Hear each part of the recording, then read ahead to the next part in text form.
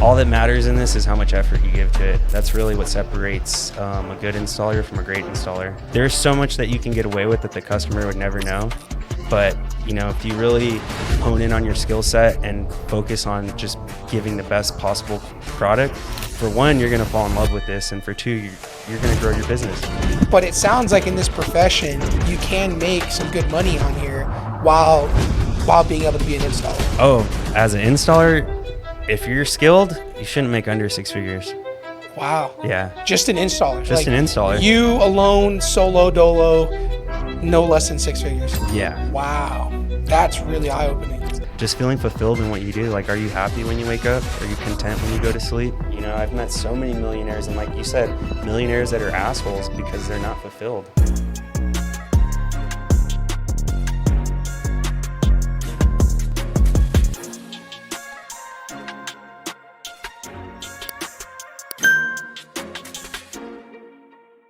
All right, guys, welcome back to another podcast with Shaq in Progress. Hope you guys are having a great day. Thanks for tuning in. Brian, welcome. Thank you for having me, man. Appreciate it. Thank you for coming, man. I'm excited to have you. It's not like we work together, but we've been in the same vicinity. Building. Yeah. For like, I don't know how many months now have you been working? Since February? With Speed Pros? Yeah. No way, it's been that long? Yeah, first week of February. Dang, time flies, man. Right? Yeah. Well, I've had the pleasure of being connected with you, and you know, we'll get into your business and that you wrap cars and what have you. But the biggest thing that I liked about you is just like nowadays everyone talks about aura, you know what I mean? But you have a good energy, like you have a good aura. I appreciate that, brother. It's like easygoing, someone I can connect with. It's not always like that, you know what I mean? I appreciate that, bro. Yeah, where does that come from? Why is it the California vibes, or is it like? I think it's a mixture of that. You know, I grew up in I don't want to say small town, but the suburbs outside of Los Angeles, the South Bay. So It's a real close-knit community. It's a little more hippie-ish, and, you know, vibes is kind of an important thing. So yeah, I guess it just allowed me to be a little more laid back. Cool. I like that. Yeah, I was talking with Brian a few days ago about California, you know, how I love it. And there's all this stuff around it. And ever since I found out he's from California, that's what I always talk to you about. It's just like, because I'm so curious. But yeah, you definitely have like a really chill, inviting vibe, which is hard to find nowadays. I appreciate that, man. I appreciate it. Absolutely. Well, Dapper does it. Yes. Yeah. So I have a picture of you. You know, this podcast is around entrepreneurs, business owners, people in progress trying to start their own business, creators. And I know that you've had a journey in entrepreneurship and just kind of subcontracting for a little bit and building a business. So if you could just kind of explain to me how you came into the business of wrapping vehicles. So it all started with one of my closest friends. He's like a big brother to me, my buddy Matty. He's honestly probably like the Michael Jordan of this. And yeah, it's crazy. Any company that I've gone to do contract work for, and I don't get introduced through him, and I tell them that that's my buddy and the one that taught me, they're like, oh my God, that's, you know, like the rap god. Yeah. Wow. He's been doing it for about 20 years now, maybe a little longer. Wow. And he's honestly probably one of the main reasons that I got on some of the higher profile projects I did earlier in my career. Okay. So like, what were you doing before rapping? I was cutting hair and honestly trying to make it in music. So to be honest, I scoured through your social medias. I could not find anything about that. I took a lot of that stuff down, but really, yeah. So that I started cutting my own hair when I was in high school, and I was like 14. And then it became my buddy saying like, hey, can you cut my hair? And I'd do it for like $5. Okay. And then once I was in college, it just was a great side hustle, you know, like Fridays and Saturdays, you know, make some decent money at that age. So. Wow. Yeah. I would have never thought that. And it's funny, like every time I was writing down notes and stuff and I was like, Brian, the rapper. Yeah. And I always like, oh, you know, I'm thinking beats, you know, I'm sure other people are going to think rapper, rapper. So you were making music. Yeah, I was. Okay. What kind of music was it? So it was, I guess rap technically, but I do like EDM stuff. And then mainly like my favorite was R&B. So kind of like Bryson Tiller-ish. Oh, cool. Yeah. So the last show I did, I opened up for Jay Holiday. So, you know, it was an R&B show. That's crazy. Yeah, it was awesome because I looked up to him I don't want to say my whole life, but, you know, since his music came out, I was a big fan. So I know I keep saying this, but you're like legit California, bro. Like EDM, come on, bro, and music, and then. Well, Ironically enough, I wasn't even into EDM. A lot of my closest friends are DJs and producers, like out in Hollywood. So actually, the guy that taught me, he's a producer right now, getting ready to drop an EP. So he's Dang. just shopping it to labels and seeing which route he wants to really take it. That's awesome. Yeah, I know once you're in California, you're like connected, right? Yeah, And then super. everyone's kind of networking around there. So, um, if you got to get him, no Yeah. worries. Yeah, you're Get him real good. quick. You're good. Hey, get inside. Can I close the door? Yeah, you can close it.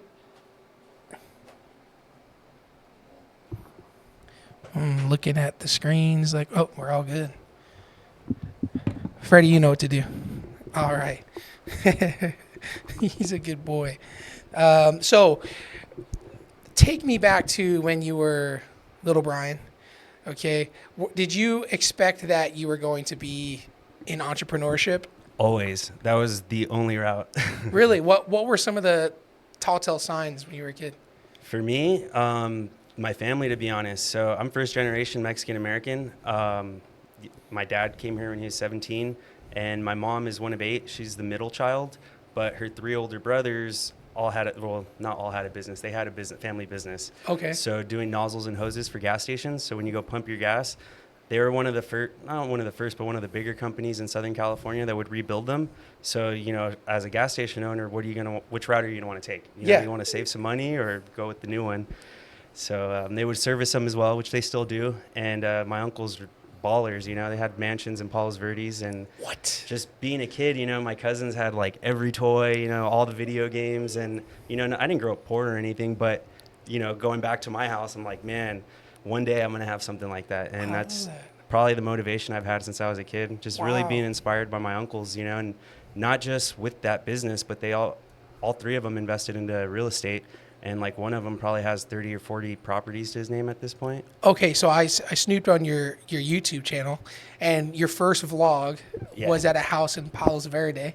You guys were doing a campfire. Oh, that's my cousin Tyler's house. Yeah. Okay, is that what you're talking about? Like that's the one of the scene? houses. That house has a tennis court, has a giant pool area, grass area. Yeah. Dang. Huge front yard, big tree swing, just kind of a dream home, I guess. It was a dream home. Like you were zooming down by the water, like you're like showing it, and then you turned around, there's a pool. Like that is definitely like the vibe. So you're saying that's what you grew up around? Yeah, and then another one of my uncle's houses is on the cliffs in Palos Verdes, like on the backside where Trump Golf Course is. Wow. So just spectacular views, and I think just go back to Aura, what you're saying, just the feeling of being in that area, and it just motivated me since I was a kid. I love that. So what about your mom and dad? Like what were they doing? So my dad's a business owner as well. So No way. Okay, so it's been in your blood. Yeah, there's several companies within my family. I Wow. think we all kind of saw, what was going on, and we're like, hey, I guess that's the route. That's cool. What does your dad do? He owns a trucking company. Okay. So 18-wheelers, like commercial demolition. Yeah. So a lot of like hazardous waste stuff. So like if a gas station has like a spill, they'll get all the dirt and concrete out. Yeah. Wow. So, okay. So you grew up around entrepreneurs and business owners, just like it's normal. It's normal, and that's my dad's second business. His first one, he had a body shop when I was a kid. That was short-lived, a couple of years. He had like a high-profile 7 Series BMW, and I guess the owner of it was a shady guy and had his guys go steal it from my dad, and they like put a gun to him. And What? so I don't know, maybe like 7 or 8 years old. My brother's probably like just a newborn. So my dad was freaking out because when the guy came to steal the car, he took his wallet too. So then he has his ID and he knows where my dad lives. So Oh my gosh. I remember vividly my dad would park his truck like 2 blocks away for like a couple months just to feel safe. Oh man, I'm sure that's not easy. Like the feeling, and you guys were so young too. Yeah, we were so young, like I was aware of what was going on, but I couldn't really grasp the severity of it all. Right, yeah.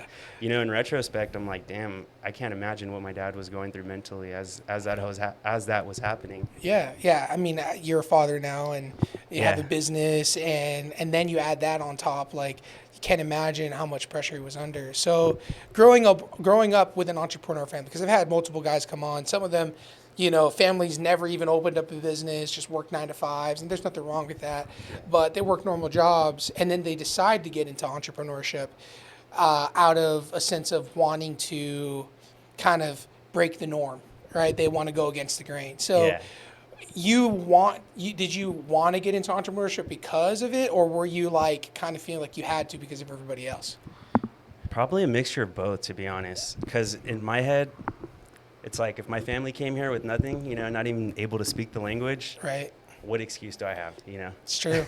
Yeah, I'm second or first generation Filipino, right? So I understand what that feels like. Do you think that maybe that pressure is warranted? Like, yeah, you don't have an excuse, but I've never really asked this question. Would you have rather kind of like get in a safe career and make some money and kind of have a little bit of a different life? At this point, honestly, no. No. Okay. I love the adrenaline rush of it all, and Yeah. The like ups and downs. the ups and downs. Like, I think I would lose my mind if I had just a steady job. I don't know what would excite me in life, I guess. It's Okay. the rush of the chase. Yeah. Yeah, there's highs. The highs are highs, and the lows are lows, It's right? extremes on both ends. Yeah, yeah, exactly. So that your dad had the business. What about your mom? What'd she do? She does, how would I word it? I guess like office admin work, but she Okay. helps. Well, I think the last job she's taken, I guess we can cut for a sec. I'm trying to think of the words. No, you're good. You're good. How would I word it?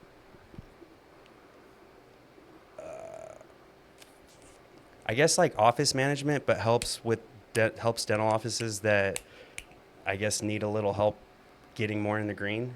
Being a little more functional. So, at least with the last I think the last couple dentists she's worked with, she was helping out more on that end and helping them grow the business. Very cool. Because she's been in the industry for since I was a kid. So Wow. she knows it like the back of her hand.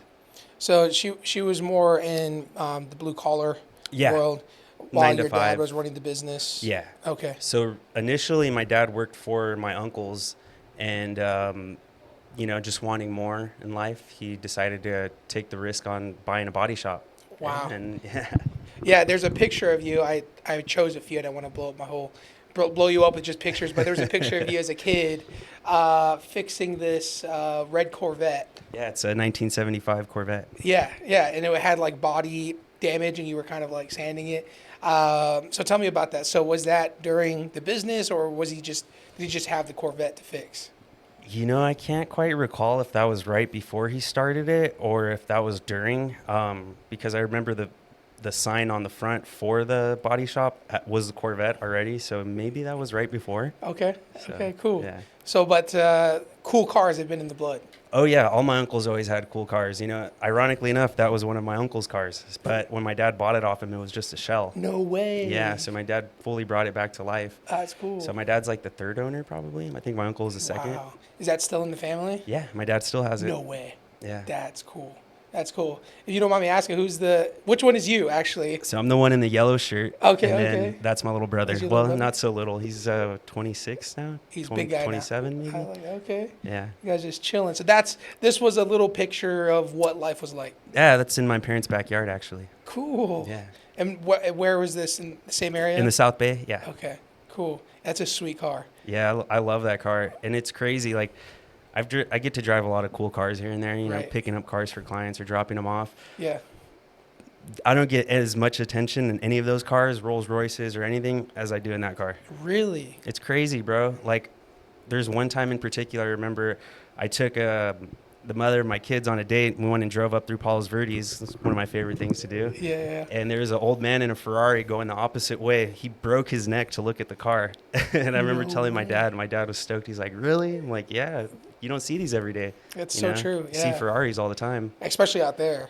Yeah. It's just like and in Honda. that area too, Palos Verdes is just extreme wealth. It's Yeah. like Scottsdale. It is, yeah, exactly. Palos Verdes is beautiful from what I've heard. So, and what you've posted on your YouTube channel, which we'll get A lot of that stuff, honestly, even some of the pictures on my Instagram where they're like photo shoot stuff, that's San Pedro, Palos Verdes area. So it's like the bordering cities, just all Wow. off the coast. Wow. Where were the fires recently at? That was in the Palisades. So Palisades, that's probably okay. about, well, from Palos Verdes, probably about an hour from where my parents live, about 40 minutes. Wow. Yeah. Were any of your family like No, we're all south of LA. Okay. Yeah. Cool. Makes sense.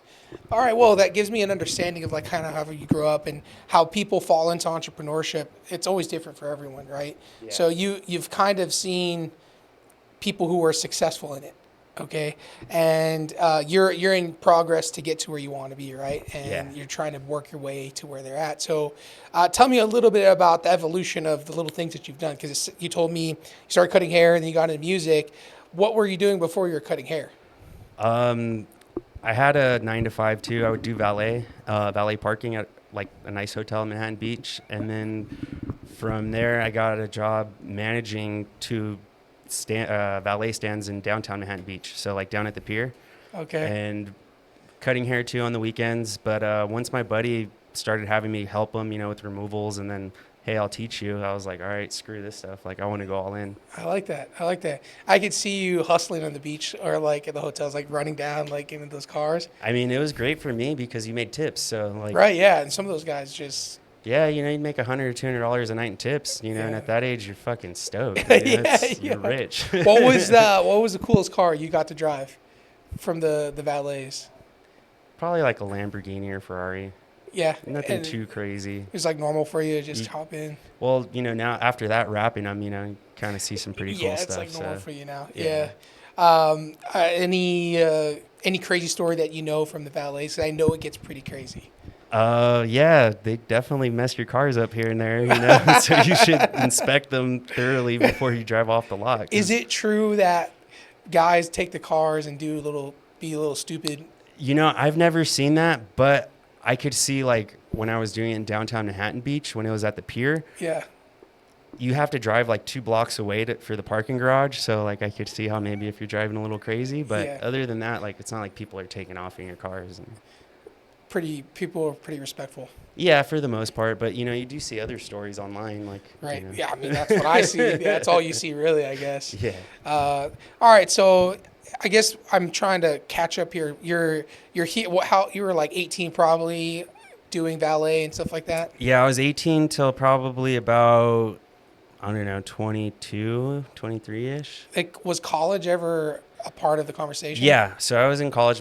I did 2 years at a community college. I didn't get my AA, but I decided to just work. For me, it seemed like a better route Same. because I was majoring in business. I'm like, well, the goal is to work for myself anyway, so Yeah. maybe I just get my foot, in the door now. I like that. So your dad, he's growing this business while you're growing up, right? Was there any conversation about you being a part of this business and helping him, or like what was that kind of like? Partially. I mean, I guess I'm leaving one part out. At one point, I got my Class A license or Oh, permit, so nice. I was gonna go that route. Yeah. But I just didn't care for it as much, to be honest. Right, yeah. I was a little more rambunctious at that time in my life. So probably like 21, 22. I was all about the partying, and Yeah, dude. those 4 a.m. mornings weren't going to work for me. Yeah, yeah, I like that, man. I mean, you only live once. Yeah. You gotta get it out. And it might have seemed at the time like I was kind of, just screwing around, but so many connections that I made in that time are what really helped me grow my business at this point. So, Yeah. I mean, it planted the seeds, and 10, 15 years later, it became something. Yeah, I mean, you never really know who you're talking to, right? Yeah, and also the help of it being LA and Hollywood, everyone's kind of doing something. So Yeah. Ooh. Yeah, I mean, I have questions about the whole transition to here and all that, but we'll wait a little bit till we get there. There is some sort of magic about it, about being connected to the people out there. But to your point, I think a lot of people look back and they say, oh, they partied all these years, they went to college, and they might maybe feel regretful about it. But the people you're connected to back then, you don't know who they're going to be in the future and what they're going to be able to do. And it's crazy because a lot of my friends have excelled to the fullest extent of their industry, whatever it is that they do, photographers, videographers, DJs, producers. Yeah. It's, quite cool now at this point because Yeah. Rolodex is pretty nice, Yeah, exactly. It's all on your phone. Just make Yeah. a call. So you're cutting hair, and that's another like network type of business where like you do really well, someone refers you, and that person might know a lot of people. And then How a big was thing that? is personality too. Like if, you're talking with them, making them feel, like you're listening, you're kind of a Right. therapist to them too. So Yeah, that's what I told my a barber. lot of it is just Yeah. relationship building. And I think that's probably a skill set I didn't really realize that I was learning at that point in time. Right. Yeah. So how did you gain the skill set? As a child, were you talking with other, did you grow up in an area or in an environment where you have to talk with people, or how did that work out? I think it's just in me, bro. Like when I was a kid, my mom always brings up the stories of how when I was at the doctor's offices, I'd have like 2 or 3 friends before my appointment, like Oh, just, cool. playing with the little toys they have there in the waiting room. Oh, that's awesome. So I guess I'm just probably a little outgoing and that helps. Okay. Did you and your little brother get along, or was it a little like? We're 7 years apart, so it was kind of hard, to be honest. There wasn't much relatability at that point of our I lives. feel But it. Yeah. now as adults, we talk a little bit more. But he's super busy. He's an EMT, so he's Oh, kind of nice. on like Oh, that's weird hard. schedule, and Yeah. it makes Yeah. it a little difficult. But Yeah. My sister and I are like 9 years apart, so it was like a big gap for so long. So I totally get it. Okay, cool. So you've always just been cordial, friendly, and it's always worked out in your favor to like connect with people. yeah, and even as a kid, I would always kind of gravitate towards adults. I never really gravitated too much towards kids. Interesting. Yeah, I was always that annoying little kid asking adults a million questions. Well, yeah, I mean, you're around your uncles who are doing all this stuff, so your curiosity peaked, right? Yeah. And so you were saying that you got to hang out with them, see their lifestyle, and see what they had, and it got you curious to, what they do and then what they have, right? Yeah, and it wasn't this like just extreme luxury or anything. My family's super humble. Like you wouldn't, if you were to meet them on the street, you wouldn't think, they're as successful as they are. But just seeing, I guess, the comfort really that they were able to give themselves, Interesting. Yeah. Why do you think that they're not the type to like just flash and. I don't know, to be honest. I just like think, the way well, it you is? kind of see it more people that are actually wealthy, they don't Sure. really show it. It's usually the new money that wants to let everyone Yeah. know, or the people that aren't even rich, they just Yeah. want to make it seem like they are. But I see. Interesting. So, I like that your family's like that. That's pretty cool. You don't get to see that a lot. yeah, I'm probably the flashiest one in my family. Hey, there's got to be one person in the family that flashes. Yeah, I'm the black sheep though, so it Yeah. kind of goes with Same it. here, bro. Same here. And a lot of the time, and I would say this, even if in your case, entrepreneur is in the family, but a lot of the times entrepreneurs grow up to be the black sheep of the family and go separate ways. Yeah, and the more that I look into what it is that kind of creates an entrepreneur when they're young, a lot of them are actually C students. It's the ones that, Yeah, that it's weren't true. the A students. We're maybe do the work that we know we have to. A little more rebellious, question everything. Like, How was so? Yeah, bring me back to school. What was school like for you? super strict. I went to Catholic school my whole life. Okay. Yeah. Oh, so you got to wear the clothes and do Yeah, the so thing. not only was I the black sheep in my family, but I'm also the troublemaker in, I in school. see. Once I graduated, I'm like, bro, they were so way too much on me because Yeah. I was not a bad kid in comparison to what was actually out there. Interesting. So what kind of pressures were you feeling? I'm curious because you're the first that has like a family that's around entrepreneurship, right? Uh-huh. And entrepreneurs in general. I'll talk about entrepreneurs later, but in general, being around entrepreneurs, they're always trying to strive. They're always trying to do better, and good is not enough. Yeah. So, what kind of pressure were you feeling in school and being around all of this? Not so much from my family, but just the other kids were very intelligent. I went to a really good private school. So I always kind of felt like I was chasing the pack a little bit, I had to work a little bit harder at school. I have ADD. So, having to reread a paragraph I just read to really get it, I feel it. comprehend it, Yeah. things like that. But Okay, interesting. I think I've never been clinically like put, but I know what you mean. Like, yeah, and maybe it's a placebo at this point because so many kids were misdiagnosed, or who knows, maybe taking Ritalin as a kid, screwed me up to actually have ADD. I don't it's know. true. Yeah, conspiracy theory. Yeah, who knows? Yeah.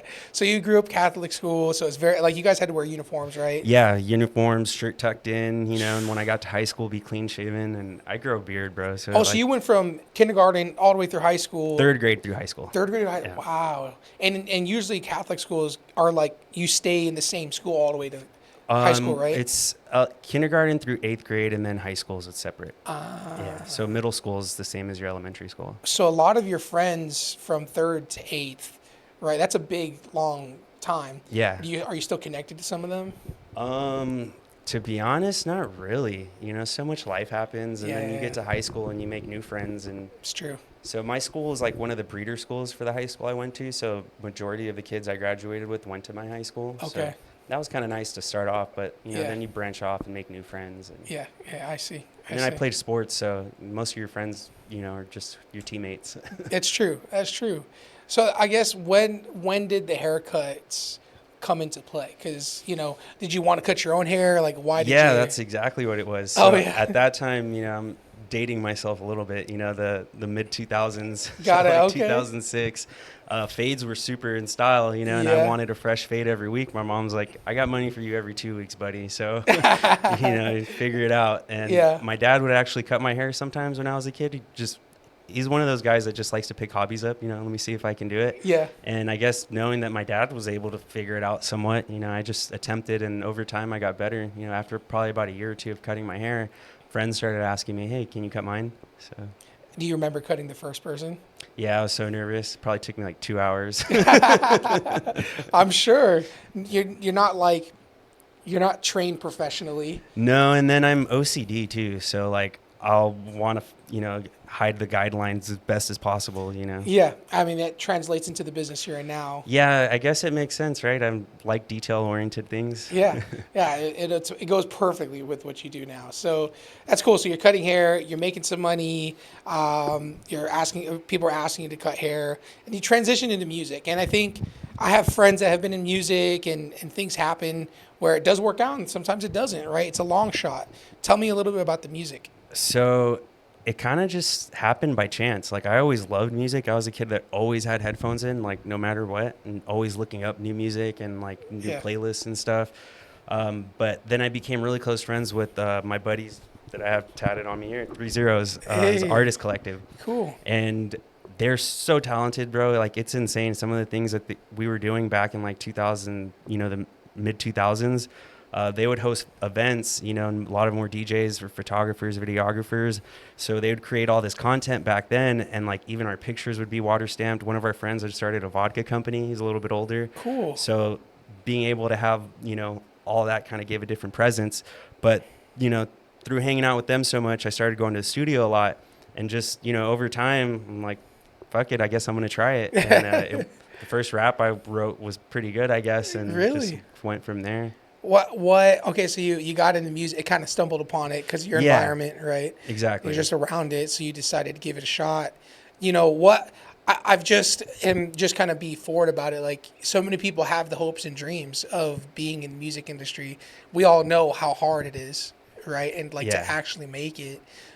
Were you dead set on I'm gonna do this thing? I'm gonna be one of those guys, or was it just like I like it? I was pretty dead set on it. Like I would spend every night in the studio till like 3, 4 in the morning. Just, I wanted it, and then seeing the people around me start to have success. One of our friends, my buddy's actually her tour DJ for Becky G. So she was just starting to blow up. Her music was getting on the radio. And through that, it just really motivated. I'm like, man, she came from where I came from. Like, this is possible, and as much effort as you give it is what you'll get out of it. Yeah. Yeah, it sucks because it is like one of the hardest things that I know people get into, and a lot of dreams are broken because it doesn't get anywhere. It's difficult, man. It's a lot of politics, a lot of luck. You can be one of the best singers or best writers in the world, but luck just might not be on your side. Yeah, seriously, I've seen a lot of people who are very talented that just don't make it. I mean, well, look at the music scene these days, the atrocity that we hear on the radio. Clip that. Right? It's true. I agree. There's a lot of You're going to hear 5 songs on the radio and they all sound identical to each other. It's true. Yeah. With it being LA and California, it's like, seems like it's all synthetic and like controlled, Yeah. And they just reproduce the things that sell. And nothing's really ever authentic. I think it's all entertainment at this point. Look at movies, Yeah. There's no really, how would you say, big franchises now that are just new. They're getting like a toy company or, some nostalgic company to make a movie around. And that's kind of their game plan these days. It's true. I agree. Or a remake, right? How many remakes do we see? Remakes. My gosh. Yeah, I'm pretty tired of right? I want Disney something making new. movies that are cartoonish into real life. Like, yeah. My wife and I were talking about that. Like, it's the same. Why? Yeah, we already know the storyline. Yeah, Snow White all over again. Like, what? Okay, so your California life, you were asked to do some raps, and you got interested into it. And I know that you had a quick ramp up, and you started growing a company, and you really took this on for yourself. So tell me about. Are you talking about the vinyl wraps, right? Yes, yes, Okay, yeah. so initially I started just helping my buddy, Okay. for a couple years, maybe a few years.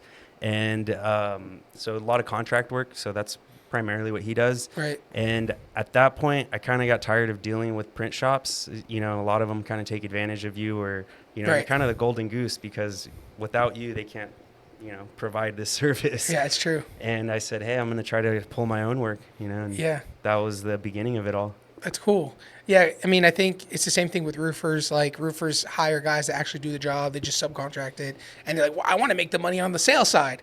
And so, tell me, that transition. You started to get your own sales. Like, how was that for you? Just from posting, friends would start to ask, hey, can you wrap my car? Started doing a lot of like personal vehicles, and then just getting referred. Someone might have a business and say, hey, I have a truck or two. Can you help me do decals? And then I got lucky and I got set up with the dealership with their fleet department. Oh, wow.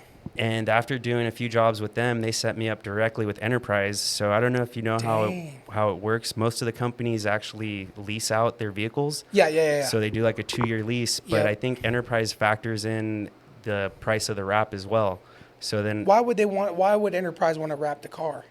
sell Just it to as a protect it? package. Oh, to branding for the companies. Oh, you're wrapping Enterprise's cars. Yeah. So let's say Julio's Plumbing Company, or Yeah. whatever it might be. So they buy the car from Enterprise, and then, hey, do you want to wrap with it? And then they sell it. Yeah, and these are primarily large companies, like where they have hundreds of vehicles. Right, So right. I would get like whatever's on in LA, or Yeah. Inland Empire. Have to Wow. go do those. A That's lot of like crazy. construction companies. Like my favorite ones were just doing decals, because the margins on that takes you like 10 minutes to do one. Literally a decal on each door and on the trunk, and Yep. you're out of there. Done. They have like 10 of them lined up for you. Yeah. You're out of there in In like and out. an hour or two. That's cool. So how did you get that relationship? I got subcontracted to go do a job at the dealership, and the people at the dealership just really liked me, the fleet manager, and just kept calling me back. And then eventually Enterprise called them saying, hey, do you guys have any installers we could use? And she gave them my number. Man, I'm really fascinated with the effort. There's no effort in what for you to get business. It's the likability that carries you through it and everything. I appreciate that, brother. And so I kind of figured that out after a few years of having my business. I'm like, people don't come to aesthetic restyling because of aesthetic restyling. They're coming to aesthetic because of Brian, Right. and just started using that to my advantage more, and remembering all the skills that I learned from everything else I did, like the barber stuff, Yeah. and relationship building with that and things of that nature. Yeah, and what's sad is like the skill set and the ability you have. Some people can use that for the bad, right? Like for the worse. Yeah. And they're manipulative. They build relationships to kind of get their way. And in a sense, in business, you do that. Yeah. But when it comes with you genuinely are just building a relationship, and you are not. From what it feels like, you're not really building the relationships and trying to hope to like get the deal. Yeah, no, for me, it's like, if I actually like you, I'm going to keep talking to you and ask you questions, want to get to know you. Right. Yeah, and it all just happens naturally for you. Yeah, and I think that's kind of the goal of life, right? To kind of be in flow and things happen naturally and organically. Yeah. Well, I mean, you've naturally and organically ended up here in Arizona. I trip out sometimes how things just work out for me. I guess God must like me a little bit. Yeah, I think so too, man. But What I know we talked a little bit about it, but can you tell us the move from LA to here? Like, what kind of spawned this whole thing? So I came out here last summer to wrap 10 buses for the Copa America tournament, the World Cup one. Yeah. So they're the team buses for like Mexico, Colombia, the United States, and a few other countries. So I came out here for that. It was a big contract. I was already stoked and, kind of riding a little high. Yeah. And I started just kind of exploring the area, and I'm like, dude, this is awesome. Because I used to come here as a kid. I actually have an aunt that lives in Gilbert. Cool. So they moved out there in like 98, 99, maybe 2000. And when I would come out here in the early 2000s, completely It's different. completely different. That's what I've heard, like yeah. Gilbert and Chandler, like it was like cow farms and stuff. And What? yeah, it wasn't as developed as it is now. That's Even from crazy. last summer to now, my buddies, the reason why I ended up here, the owners of Four Bros Auto Detailing, their shop in Chandler, on that corner, last year it wasn't being built on. Now it's fully developed into a high-rise, not high-rise, but condos, I guess. Condos. Wow, With luxury that's condos. crazy. Yeah, it's crazy. Your aunt was here way back then. Yeah, and what's even crazier is my parents almost bought a house in Chandler in like 2004. They were so close to putting down the deposit on a brand new home. So you guys were gonna move out here. Yeah. Wow. So I guess I was meant to be in Arizona. Yeah, I'm yeah. getting the chills thinking about That's it. really cool. So you came out here, you liked the vibes, right? Still, it's not an easy decision, right? So what kind of led up to that moment and why you wanted to do this? Seeing that it wasn't as saturated as it is in California. In California, in the main areas where there's wrap shops, you'll probably see 10 to 20 wrap shops on the main boulevard. Really? Between like the storefront ones and then the ones in the back of the shops and stuff. Like Yeah. there's just so many people doing it, and it's just a race to the bottom on pricing.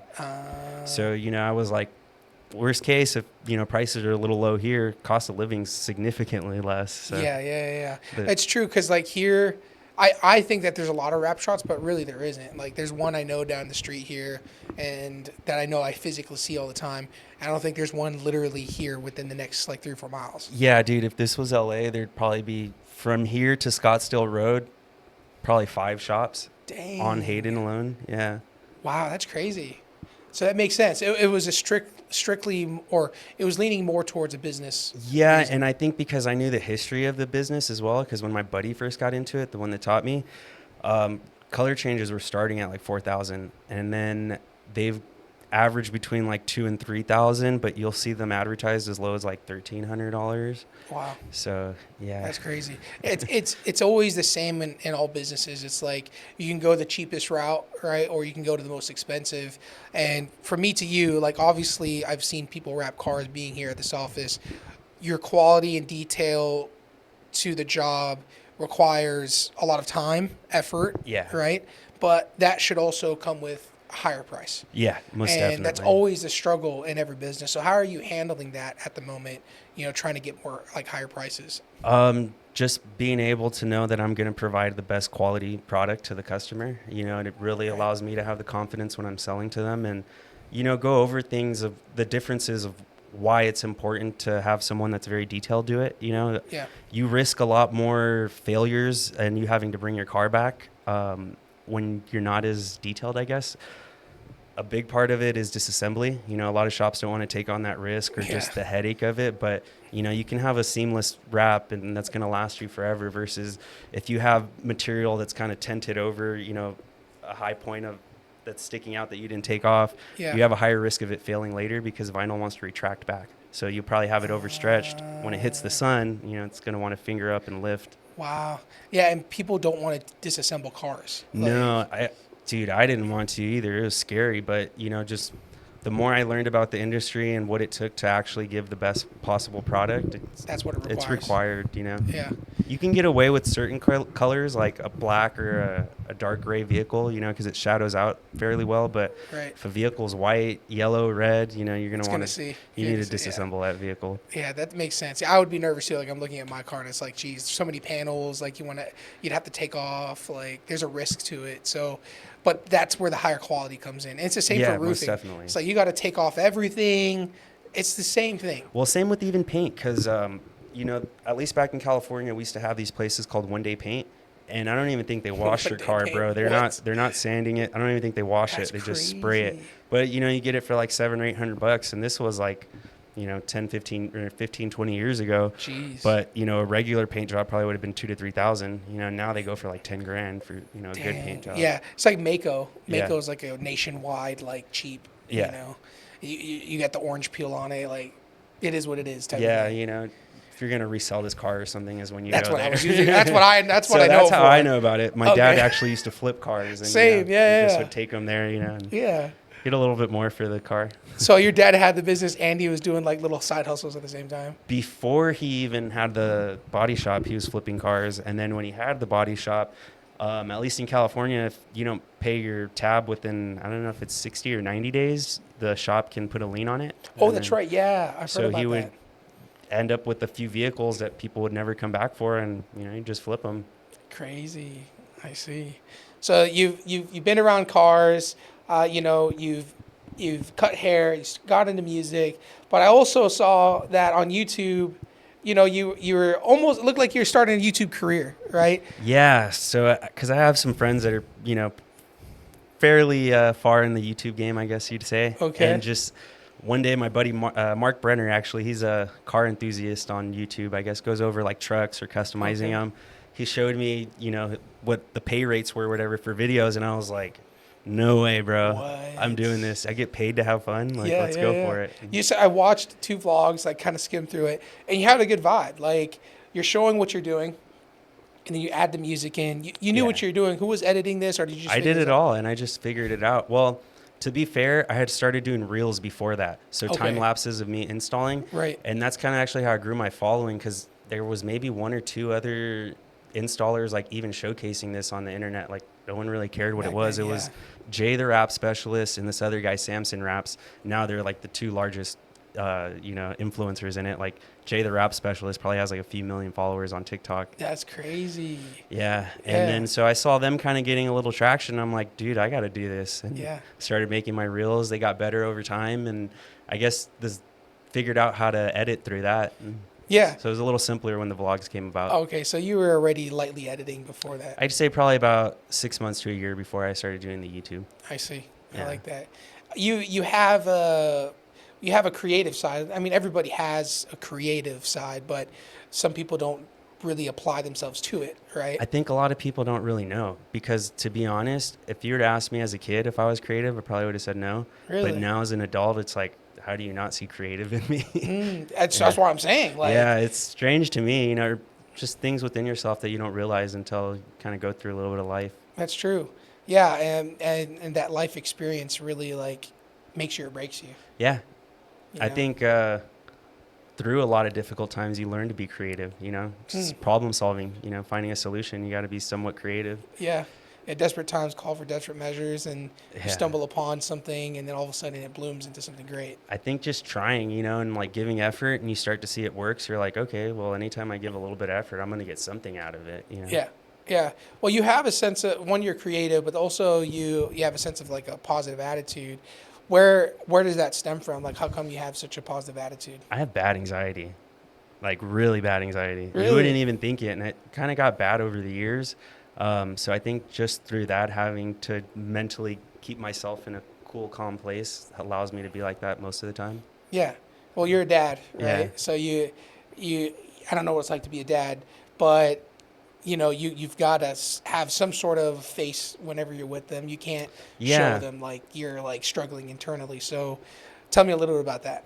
I guess having kids is awesome in that sense. It actually really taught me how to come to solutions and never really look at problems as problems. It's like, all right, well, guess we got to figure something out. There's Yeah. more than one person depending on me now. Yeah, I remember us talking about that. Yeah, you're just kind of like your back's up against the wall. You got no choice. Yeah, you have to figure it out. Like I was nervous, when I was going to have my first kid. I'm like, what am I going to do? Like, I barely figured out how to start feeding myself. Now I got to take care of this kid. Yeah. But it was effortless, I guess I'd say, really. Just your That's natural what I instincts. get from you is this like I know you would like to have millions of dollars and do all these things, but I can tell deep down inside it's not about that. No, for me, the money is to help other people. Like I really want to do programs for like the youth, like homeless youth, because it's one thing as an adult to be struggling. I don't have as much empathy, even though I should, because we all have choices and we all go through things. But Right. those kids don't have any say in how their lives end up. So Yeah. I genuinely believe that from you. Like I get people say that, but I want to do like a boys and girls club. Like imagine if you had, free little league for, the inner city. Yeah. Moms could work maybe a little later, not have to worry about daycare or That's true. some sort of, situation like that. What kind of sparked this interest, or why do you have the heart for homeless children? I don't know. I think just seeing people struggle really pulls on my heartstrings. Like, I guess I'll bring this up. None of my friends know. My parents know. When I came here last summer, there's a homeless dude. Well, he wasn't homeless at first. He was staying at the hotel I was staying, but I guess he was on hard times. I let him live with me for like, I don't know, 2 months, maybe a month while I was out here. So I let him work for me when we were doing the buses, and he would watch Presley for me. And I don't know, I've always kind of been that person to want to help. And I guess I just feel blessed, you know, like what else are you supposed to do? Like Jeez. money doesn't make you feel fulfilled or Yeah. make you feel fulfilled. So I love that. And, you know, I don't want to like be too hard on things, but like just what comes to mind, you know, there are people who do good things for others and they flash on social media and look what I'm doing, right? Yeah. And some people are being genuine about it, but like some people use that as a way to feel good about themselves. just to pat themselves on the back. And I never wanted it to be about that, you know, and like the main reason why I really want to help and give back. So that guy, his name's Frank. He really just needed a place to like shower. You know, hygiene wasn't that great when I first met him. Within a week, he had already gotten 2 jobs. So he got a job at Cracker Barrel and then with some other company, landscaping company. Holy crap. That's crazy. Some people just need a hand, you know. Where does this come from? My grandma was really like that. She always took everyone in and helped everyone. So I think I just came from a great family, man, to be honest. And the older I get, the more grateful I am for it. And it's just the role models that I had growing up. Wow. That's really touching, man. Because, you know, I don't mean to say, it's just what's coming out. It's like I've been around really rich people. Yeah. And I've been around almost billionaires. I've sat around people who flaunt their cash and they're complete jerks. And I'm sure there are people who have a lot of money that are very nice. And I've met some of those people, right? But when it comes down to it, like, if you're genuine about wanting to help people, the money comes to you. It's just going to accentuate that. Yeah, right? Most definitely. And, you know, you came out here, that was just last year, right? So you're just like trying to figure things out. You moved out here and you took And I someone had in. such a slow month, that month of May before. Like I probably did like $3,000 in work. So like all my bills pretty much came out of pocket that month. Jeez, you know? And, yeah. But, you know, I was coming out here for $38,000 contracts. I'm all stoked. I'm Yeah. Whatever, bro. I got enough. I got your back. So Yeah, but I love that. I took him to Marshall's and bought him some clothes, some shoes, and just got him right. That's really amazing, and that like, and I appreciate you sharing that with us here. I felt like that was a good story on here, you know. Maybe make other people want to help. You know? Yeah, man, and it touches my life because it's like it touches me just because of the fact that it wasn't something you're boasting. You know, it's like you really kept that between you and yourself and God. Right? Yeah, I mean, like the Lewis and Andrew and them know, but yeah. You know. They don't post anything either, you know what I mean? I follow them. They just post four bros, you know? Yeah. They were looking at me like, bro, are you fucking serious? Like, I'm not going to lie, bro. I slept with the keys of my car, my Audi in my pocket that night. What? I was a little nervous, dude. And even having Presley in there, I'm like, fuck, I was the lightest sleeper that night. But, you know, Frank ended up being so trustworthy. Yeah. And, dude, now he's doing so well. He's living in a house in Mesa, 3-bedroom house all by himself. On, like, no way. Yeah. Dude, that's crazy. You would never think, right? I'd be honest too. Like, I'd be sleeping with my keys in my pocket. Like I get that, right? But you opened your doors. And I honestly, like now, kind of remembering how it all went down. So when I first met him, it might have been like I had already been staying at that hotel for like a week, and he just fell in love with Presley and always would want to talk to him and play with him. And I'm like, oh, that's cool. And I saw him one day at a gas station. He looked all kind of beat up and dirty and like bloody. And I'm like, hey, you doing all right?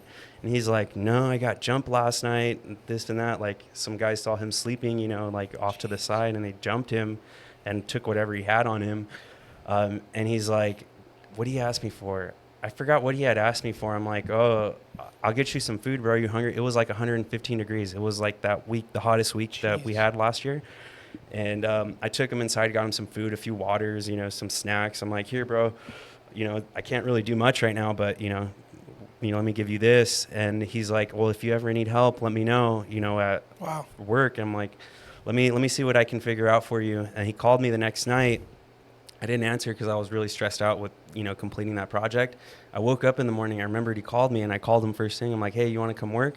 And he's like, yeah. So I picked him up, and he stayed with me up until, you know, he figured out his whole situation. So so he stayed with you. You gave him some work, but he was also trying to get on his feet. Yeah, you know, kind of just a little here and there just to have some pocket money. And, Right. you know, he would also help me out too with, you know, Presley and Yeah, everything. that's cool.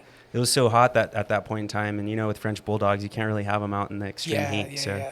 he would, if Frank wasn't working with me, he was watching Presley at the hotel. So, and ironically enough, when I picked Presley up, his name was Frankie. Yeah, that's cool. That's cool.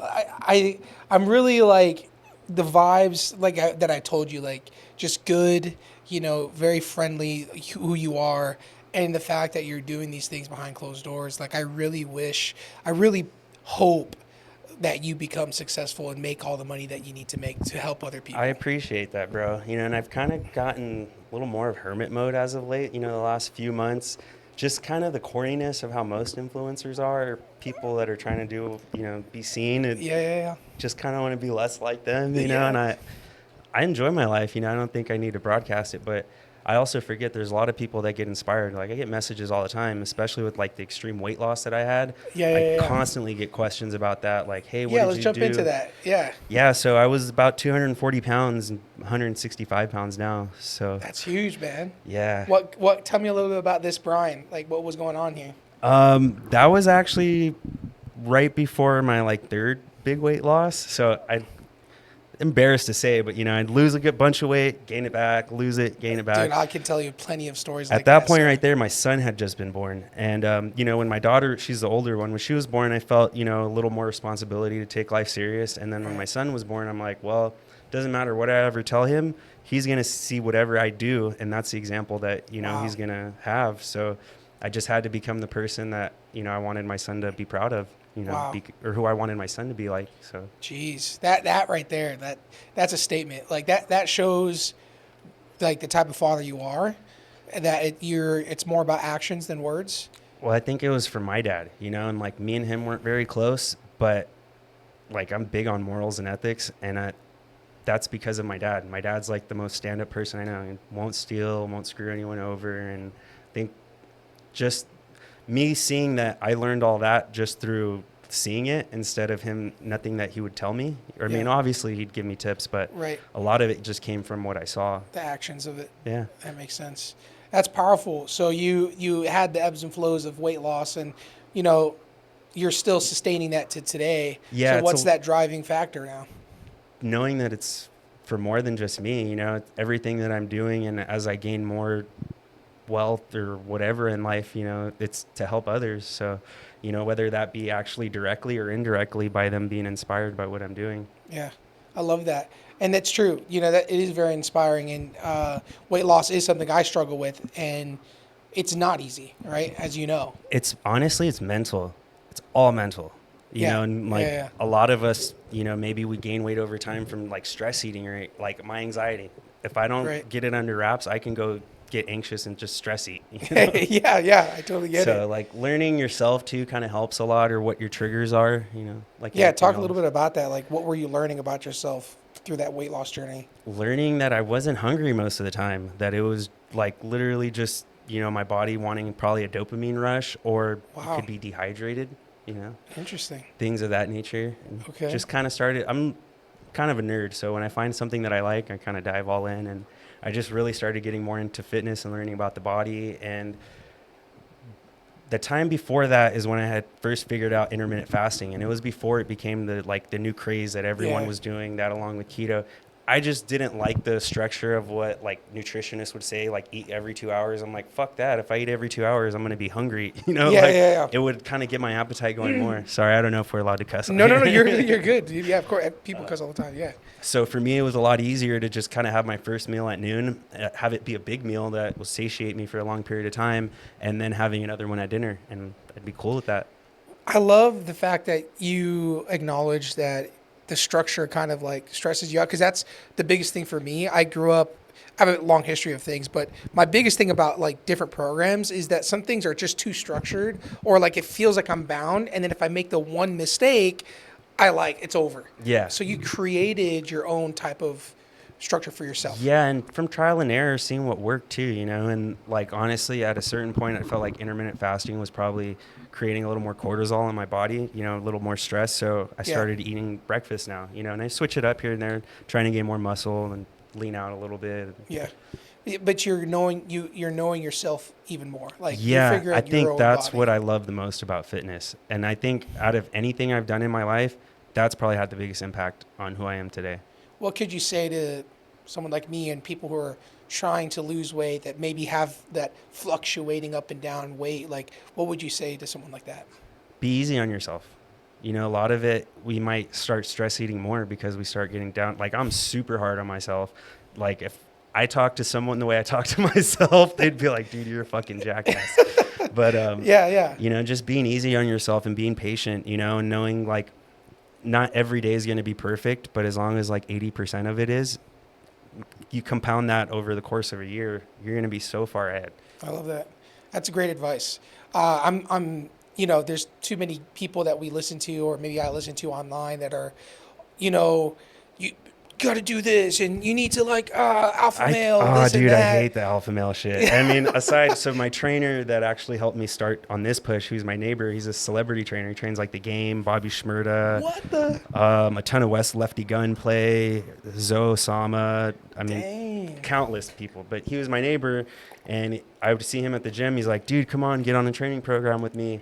And that was that push I needed to kind of get started. And then also the accountability factor, you know, sending my weigh-in pictures every week, you know, and with my weight and progress pictures, it allowed me to take it way more serious instead of being like, oh, I did good this week, you know, next week I can kind of slack off a little bit. Interesting.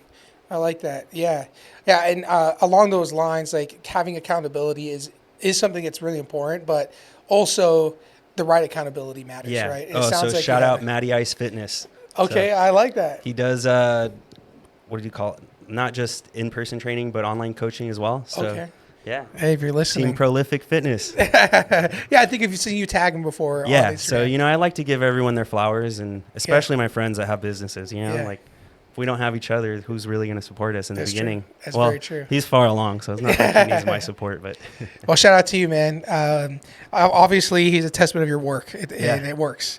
So I love the fitness, and it's kind of like all around, right? You're working on your business, you're working on your health. You know, tell me a little bit about your spiritual life. Like, what is that like for you? That's probably one of the things that I focus on the most, to be honest, because I feel like if you don't have a good feel for your spirit or for your soul, for who you are, you know, life's gonna cut your legs out from under you. You know? Yeah, that's true. I totally agree. So okay. I try to, you know, a lot of being one with nature, you know, and actually being out in nature allows me to feel a lot closer to a higher source, God, whatever, you know, people's religions are. But yeah, just seeing the beauty, and you're like, there's no way anything man-made could be as beautiful. You know? I totally agree. Yeah, especially California, right? I think out here, bro, these sunsets, like Cali sunsets are You're cool, right. but It is pretty Arizona orange. sunsets are unmatched. Yes, last night I was driving home and it was pretty orange. I mean, dude, look, your guys' EV cars have, your guys is mine now. yeah. But the EV cars all have the clouds, you know, in the skies, because It's true. It's true. Yeah, I think I'm so caught up in California that I forget how beautiful Arizona is.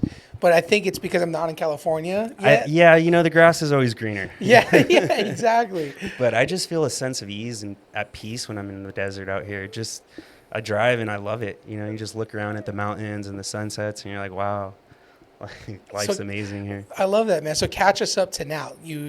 Last year, it was a year ago or whatever that you were wrapping those vans, and you know, last we spoke, maybe when I first met you, were kind of still trying to figure things out. Yeah, so I came out here to start subcontracting, but now that I've kind of started working with a few different shops, got some workflow going, I'm about to go get back on my selling horse and go try to sell some fleets. So that's really where I want to transition the business into being primarily that, and you know, and colored PPF as well for like the high end vehicles. But color change vinyl as a whole is kind of phasing out. You don't get the same protection as you do from colored PPF. It's kind of changing the entire game. Interesting. Yeah, I forget that there's two types: the colored PPF and vinyl and clear. And PPF, colored PPF is probably way more durable. Yeah, and for reference, I'm sure you have a vague understanding of vinyl, but they probably don't. No, please explain. Color change vinyl is a lot thinner. It's about 2 mil thick, and it's a lot more conformable, a lot easier to get on a car. So it ranges from 2 to 4 mil thick. So 2 mil thick is cast film, which is like 3M and Avery, the premier brands, And then there's calendar film, which is 4 mil thickness, and that's a lot of like China, what do you call it? Private labeling. Oh, I see. Yeah, but Yeah. it's thicker. It kind of has a little bit higher gloss. It's a nice finish, but it's harder to work with. But those are strictly for aesthetic changes. I mean, they help with minor surface scratches and stuff like that. It's not going to go through to your paint. But paint protection film, PPF, is actually what is going to give you that real protection against rock chips, and it's self-healing as well. So if you scratch it, Interesting. So is there a bit of a battle, maybe not a battle, but two industries are basically colliding? Yeah, the OG PPF shops hate the vinyl shops now because the whole style of how it's done has changed. So for the first like 20 years of its existence, PPF was these like kits. So they were plotted out, and it'd probably have like an eighth of an inch to a quarter inch away from the edges. So Yep. just kind of protect the majority of the panel, but like all the edges and stuff like that weren't covered. Yeah. And since wrap shops are doing it now, they're already used to wrapping around edges and all that. So the consumer's actually gotten a better product through this, but the old school PPF shops hate it because they're like, dude, we got to do all this more work. Yeah. And they're not as skilled at getting the corners to go over. And, we just kind of have a better understanding of how to work with the material itself. Yeah, I mean that's the beautiful part about business in America, right? It's like competition only breeds the best stuff for the end Yeah, client. it breeds innovation and, Yeah. higher quality products. So now we're getting colored PPF, and you're saying that the PPF guys are having to learn more of a skill or learn a skill that they're not used to. Yeah, and that's even on the clear, because like that's a big selling point. Like if you go on Instagram and you look at the ads, a lot of them will show like, oh, this is why you should come to us, and they'll show how the other company that did it was short like an eighth of an inch all around, and then Yeah. they'll show their finished product where you can't even tell it's on there. How much more work is that for that example? Oh, bro, probably gonna add 35 to 40% longer time to do, Wow. because you have to post heat all the edges, get them to wrap over. It's very time consuming, so you really do need to charge accordingly. Are the prices charging are the prices staying the same, or are they actually fluctuating? Like, are they going higher for that quality of work? Bro, you'd be surprised. In California, the prices are actually going down. I think What? people are just struggling. Life's a little harder, and shop rents are more for people. Their Right. salaries are higher. It's harder for businesses to actually squeak out those margins. Right. But no, it's actually the quality's getting better and the prices are going down, unfortunately. Well, happy for the customers. Yeah, happy for the customers, But not so much for the business Yeah, owners. the business owners are really struggling and having to deal with that. It's interesting. But it's also varies by location. So, out here in Scottsdale, you can probably still get top dollar for it. But, right. Go more towards inner cities, prices are going to go down Got it. quite drastically. Yeah, so you're trying to aim for a clientele. You're trying to do less volume but higher ticket. Yeah, I want to be more boutique-ish. So I like that. That's kind of why I want to focus on the fleets, because as I hire more people, I can have them facilitate the easier stuff, Mm-hmm. and then I can sit there and focus and take longer on a color change because I'm charging them more, but Yep. give my customer the best possible product, Yeah. paint like finish. What would you say to the guy that's trying to get in the industry right now? All that matters in this is how much effort you give to it. That's really what separates a good installer from a great installer. There's so much that you can get away with that the customer would never know. But, if you really hone in on your skill set and focus on just giving the best possible product, for one, you're going to fall in love with this. And for two, you're going to grow your business. Who's not going to want you to hire you to do their work for them, whether that Yeah. be private clients or doing subcontracted work. Do you love rapping? Yeah, I do. Not to say that there's not days that I want to rip my hair out and like smash my head through the wall, but Yeah. Yeah. But you Yeah. genuinely love like the work yeah, itself. I love it. It's fun. It allows me to get that creative side of myself. And, being that I have ADD, it's one of two things. Either you can't stay focused or you're super locked in. Yeah. So, Yeah. So when you're rapping, you're locked in. Like, yeah, I don't know. You'll notice people are talking to me. I'm just like, I don't want to stop what I'm doing. I'll let my phone ring. And Yep, most of the time I have my Apple Watch on. I'm still not answering. Is this somewhat therapeutic for you? Oh, it's super therapeutic. Okay. Yeah. I think even watching it, because I've had a lot of people reach out to me and say, man, I watch your reels over and over again. Like, it's just so soothing to watch. So That's cool.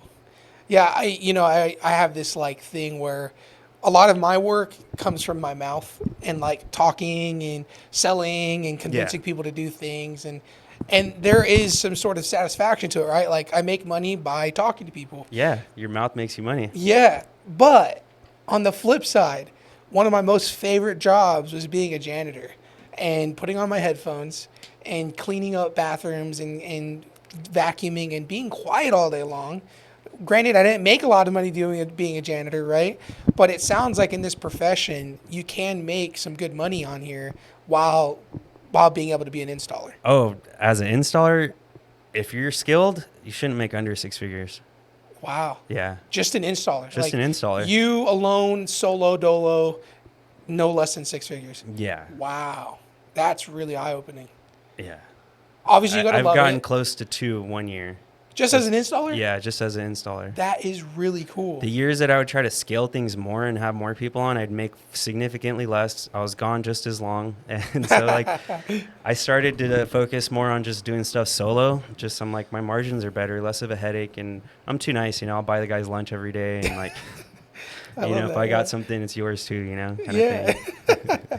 So there's this, like, middle of the road of, like, this entrepreneurial business world that I'm learning is, like, you know, the most money I made in a year was definitely great, but I was more stressed, but also taking on a lot of people. I had like a team and everything. It's not as fulfilling, right? Yes. Not all money is good money. you Yeah. know? There's a fine line. I feel Yeah. like. Great point.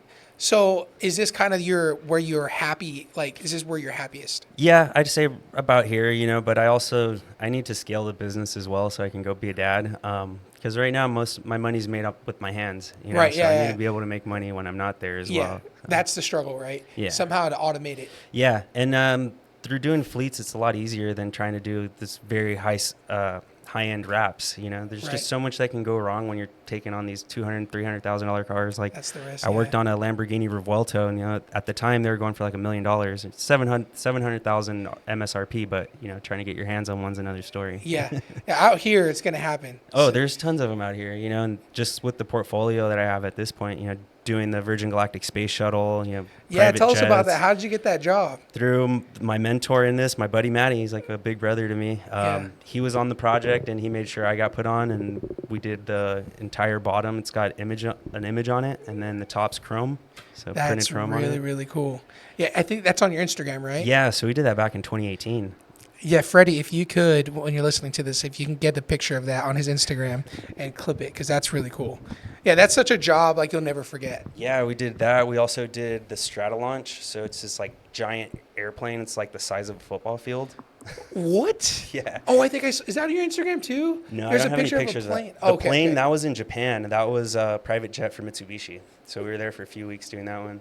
Come on now. Yeah, that was You back went to in Japan? 2019, actually, right before COVID. That was like October, September of 2019. That is so cool. Imagine if I would have got stuck there. That would have Yeah, sucked. that would have been crazy. Yeah. So you've been Hold on, able to can we be take a solo. break? I gotta take a piss. Oh, you're good.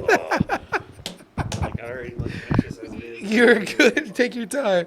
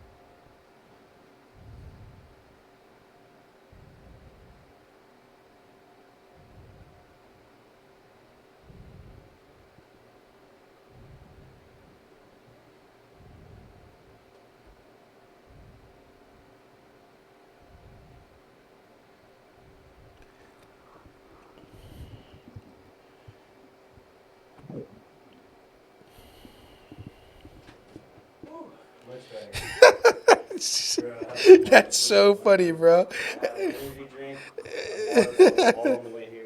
and then half of this water. All good, dude. All good. That's funny. We can clip this out for sure. No problem. Well, I'll start to kind of land us now. But I think I What had a good covered. segue after talking about airplanes and Yeah, space shuttles. that was perfect. This picture is you and your dad, right? Yeah. Yeah, you posted and you're on like a little golf cart or go-kart. I Go kart, think? yeah. Yeah, I you actually remember got this? that for my 5th birthday, ironically enough. Really? Yeah, I asked my dad all the time. I was like, was that a gift for me or you? He's like, can a 5-year-old really ride a go-kart? That's cool. That's funny. It probably was a little gift for him. but, Yeah, my like, dad's a big kid. He loves like motorcycles and he's really into Vespas right now. He restored this like 1970s Vespa. It's No like cream way. colored with dark so brown leather seats. It's bitching, That's bro. cool. There is a Luca. You know the movie Luca? Yeah, my kids love that movie. So Really? my parents love it because they go pick up my kids all the time. So they still live in California, but they'll go pick them up for the weekend. And Yeah. Luca is one of my kids' favorite movies. The And then Vespa's in there. my kids have a Power Wheels Vespa. Come on, no way. I didn't even know they make those. Somehow my parents found it. So it's their first grandkids. So Okay. I'm quite lucky. They're getting all love. By the time my brother has kids, they're probably going to be babied out. Oh, yeah. You do it all. Yeah. Yeah, that makes sense. Well, that's cool. Yeah, I just watched the movie like 2 weeks ago, and I was like, oh, Vespa. Like, oh, yeah. Some So of these Luca's Disney already doing movies it. are really good. Like Coco, I'm not going to lie, Coco's I cool. shed a tear. You know? Yeah. Come on, if we all shed a tear on Right? that way, yeah. You know, but and then also being that like I'm just so proud of my family and my ancestry. You know, being Mexican, it was quite cool to think back of my ancestors and like all this struggle and things they did for me to be able to live the life I live now. Yeah, that's true. Yeah, are you guys like authentic like Mexican culture like that or? We were more so growing up when my grandma was here, but now we're pretty Americanized. I'm not gonna lie. Okay. Yeah. Was that something you guys celebrated, like people's deaths or like? No, not too Was it much like to that? be honest. Okay. Yeah, In I the don't Philippines, they think do that. Dia de los Muertos is as big as people think as it is in Mexico. Seemed like like it from the smaller movie. towns. You know. Oh, okay. You know, older tradition, but you know things change. You know, bigger Yeah. cities and everything. I see. I don't know if you know, but Filipinos have a Spanish like background. Yeah, you Right. guys are like Spanish Asians. Yeah, literally. Like I'm probably a lot of Spanish blood, like literally. in my Tons. blood. Like I grew up with Filipinos, so like that's I'm, right, Yeah, yeah. You know, all my friends grew up spoke Tagalog growing Yeah. up, and La mesa, la puerta. or like you guys' last zapatos. names. You guys have a lot of Spanish last Yeah. names. Tapales. Tons of them. Yeah. So I say that because in the Philippines they also celebrate families' deaths, like Yeah. the anniversaries and stuff like that. Oh, we'll celebrate anniversaries. and Anniversary stuff, of deaths. Okay, yeah. So it's a very like common thing. Yeah. But they go out to the grave and they literally like eat at the grave. We'll do stuff like that too. Oh, okay, so it's Yeah. like a very common culture. Yeah. Interesting. I'm so not used to it. 'cause Maybe I'm it's from here. the Spaniard side, to be That's honest. what I'm saying. Yeah. That's what I think it is. It's probably the Spanish side, because maybe a European thing. Because I think Irish people are really big on their wakes, right? I think they have like a party. Yeah, you're right. after. Yeah. They're more of like a celebration. Yeah. Then- Which, hey, when I die, you guys better have a party. Yeah, that's what I'm Go saying. all out. Yeah, we'll be rapping cars there. Yeah, playing music and then rapping cars. Have some big old cutouts of the cars that I did. Yeah. Have a plane, everything in there. That's cool. Well, cool, man. Well, I have a few questions for you to kind of round us off. We'll have some big questions and then like a rapid fire round. Okay. Cool. So the first big question is, what is, if you have one, your biggest regret? Biggest regret? Honestly, I wish I would have finished college, not because I need it now, but just to have completed that. I think my mom would have been really happy. So Gotcha. for her and Okay. for myself too. Now that I'm an adult, I have this hunger for knowledge. Like that's pretty much all the type of content that I consume is educational. I have a see. hard time sitting there watching movies and TV shows at this point. I like that. Yeah, same.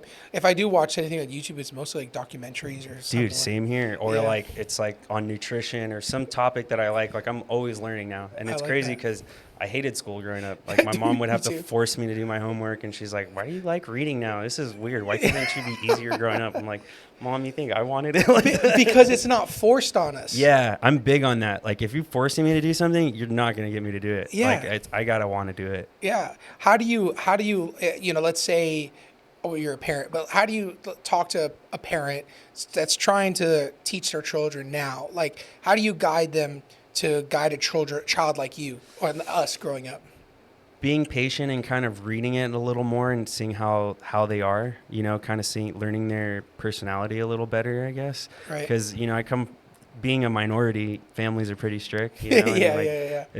it was weird to my parents for me to be so rebellious, and that's just kind of my nature, Yeah. just being patient, I guess. Eventually they'll come around, Yep. especially if they come from a good foundation, as long as the parents doing their part to set a good example. Like, as much as I strayed away from everything my parents were trying to teach me, like, I'd go hung out with all kinds of knuckleheads growing up, Right. but at a certain point I'm like, hey, I've strayed so far from what lessons and everything I was taught that, got back to who I really was. Yeah. So in a sense, they did do what was right, but you still needed your own life to I think figure there out. was more friction between our relationship. It probably could have been smoother, and I would have had a better relationship. But, Right. we can always play Monday morning quarterback. Like, Yeah, it's true. It's very true. And, me being first generation also, the culture of America compared to where they grew up, there's Way always different. this clash. Yeah, You huge know? clash. And it takes time for that generation to understand this generation, and there's some sort of like meeting ground hopefully in the future. Yeah, for sure. Cool. Is that kind of where it's at now with Yeah, family? it's now my parents respect everything, that I do. And it's funny, a couple years ago, my mom goes, I used to always tell her when she'd be like, oh, you're always wasting all this time partying out with your friends. I'm like, Mom, I'm networking. Yeah. And a couple years ago, she goes, hey, you were probably right about the networking. I'm like, Oh, wait, what? Say that again? There it is. I'm like, man, I got so much built up trauma from thinking that I'm screwing up in life. Yeah. Whole time I was I was just on a different journey. Yeah, We all have exactly. our own paths. I And totally agree. the crazy thing, to tie this all back in, when I was doing music, I was working on an album. It was called The Road Less Traveled. So in some weird way, bro, I went on that path myself, and Yeah. I still don't know if music's done for me. At some point, if I got free time, get back into it. And Hey, man. being that my friends are all still in the industry, it's You a never phone know. call away. Yeah. And like, as long as you love it, right? Yeah, I You love know? music, bro. And like, to me, one of the most gratifying things to do is to sit there and listen to something you made and like actually be proud. Like, this is what I would listen to if someone else made it. That's and cool. I think that's one of the best feelings. I never really thought of it that way. That makes sense. Like enjoying your creation. Yeah, just not for anyone else, but for yourself. Like, obviously when other people enjoy it as well, you get a rush from that too. But Yeah. just genuinely loving what you do, I think, is one of the coolest things. Yeah, that's it's unfortunate, but some people don't do it for those reasons, and they're whenever they don't get to where they want to be, it's a much harder fall. So maybe whether you become famous from music or not, you genuinely just love your creation. Yeah, like, it wouldn't be because like I'm gonna throw all these hundreds of thousands of dollars into a marketing budget and, Yeah. try to get my music out there. Just Right. if I do end up making music again, put it out on YouTube, maybe do a music video, just because that was the coolest thing growing up when I was a kid.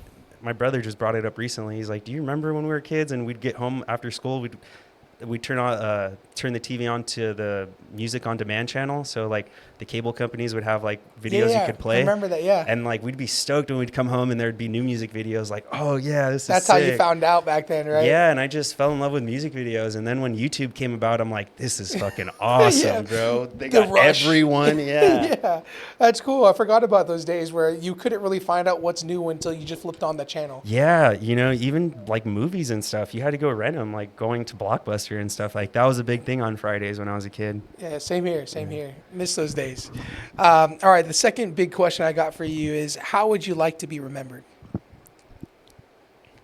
Just as a good person, I think. I don't think anything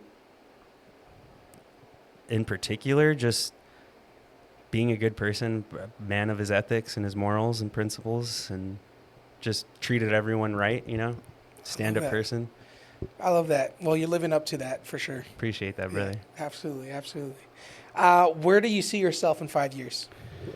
Hopefully with this aesthetic restyling scaled and have more employees running the fleet side of it and be able to step away, because at that point my kids will be 9 and 7, and that's when they're playing sports, and I want to be able to be more present as a dad. And it's one of the downsides of this industry is it does take a lot of my time, and my kids are really the ones that suffer from it, but Gotcha. Well, try to make up for lost time. Yeah. Hey, I mean, you're aware of it. Mhm. That's what matters. Like sometimes people aren't aware of that, and Yeah. they just move on with life. But you're very aware of it, and I pretty sure you'll meet those goals. Well, a lot of the kids I went to school with, some of them were a little screwed up because mommy and daddy were too busy working and neglecting them, and I want to make sure I don't screw my kids up, in the other sense, because there's so many ways to screw kids up. Very so true. So many ways. Very true. Well, I think you'll get there. Your heart's in the right place for it. So thank you. What is success to you? Just feeling fulfilled and being happy in what you do. I don't think there's a dollar sign attached to that or dollar amount attached to that. It's just feeling fulfilled in what you do. Like, are you happy when you wake up? Are you content when you go to sleep? Totally agree. That to me, you could, like you said, that your happiest you ever were was as a janitor. Yeah. That's success in my book. I've met so many millionaires, and like you said, millionaires that are assholes because they're not fulfilled. Yeah. Yeah. I was just talking about this with my wife. It's like the most craziest thing. For me, I've been trying to make a lot of money, right? Trying to build a big business. But then the more I kept getting around these bigger circles of people who have more money, the more I've realized how unhappy they are, right? It's funny. I almost left out one of the most pivotal parts of my young adult hood. When I was 19, I met my mentor that founded SugarDaddy.com. No way. Yeah, Gotham Sharma. So good old Gotham, miss you, G. Hope you're doing well. He actually reached out to me recently, but I haven't seen him in years. So I was 19. He took me under his wing. So I'm going to all these business meetings with him, meeting these CEOs. We met the CEO of CBS one time, had a lunch with him. We'd fly to Vegas in his jet for lunch, cool things like that. And I love the guy, but he wasn't happy. We were partying a lot, and I would see that, and I just could never get that image out of my mind and saying, I want to make sure once I'm rich that I enjoy it, Wow. So I felt like I don't know how he is now, but I know I always felt like he was chasing happiness, Yeah. It's a very sad thing. We're all addicted to something, whether it's drugs, food, whatever it is, building a business, it's all an addiction. And for myself, I remember specifically waking up extremely early and working all through the night, making the calls, dude, doing you it still all. wake up early. I see you're up at 5 a.m. every day. Yeah, it's true. It's true. But back then, the intentions were very much out of fear and trying to fulfill more of a famine mindset, right? Instead of an abundant mindset. Yes. Yeah, I still struggle with that. I think we all do. We all have our days, but it's reprogramming your brain and saying, hey, catching that trigger and getting back on track. Yeah. And one thing I will say, I know you probably you said you're still working on anxiety and all those things, but you have a calm, cool, collected, everything's kind of going to work out kind of attitude, and whether that's from California or not, but you have that energy and vibe, and that's the most valuable thing to me out of a lot of people that I've interviewed and met with. That in itself is so hard to have. Really? A lot of people I've interviewed and talked with rely on the actions and the things that they do to have the feelings that you have. Well, what a big part of it is, most people probably think it's corny, is my relationship with God. There's this quote that preachers always say, walk in faith, not sight. Right.